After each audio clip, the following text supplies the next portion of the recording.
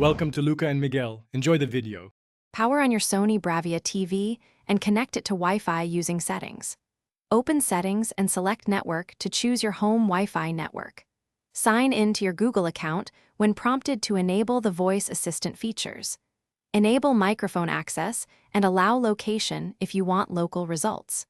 Press and hold the remote microphone button for 2 seconds to begin speaking. You can also pair a Bluetooth headset for private listening with voice commands. Keep the TV within Bluetooth range, typically 10 meters, for stable pairing.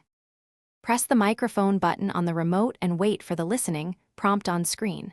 Speak commands clearly such as open Netflix, search for action movies, or volume up 15.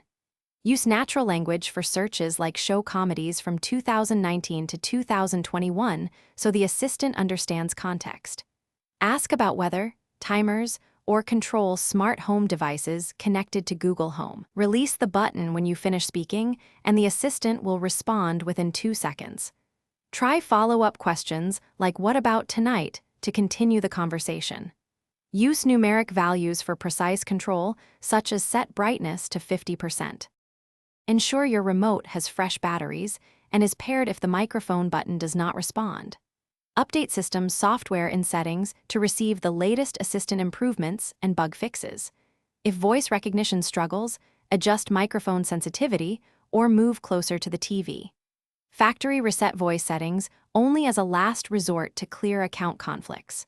Reset the network settings if connectivity problems cause voice command failures. Regularly reboot the TV after updates to clear temporary glitches and improve performance.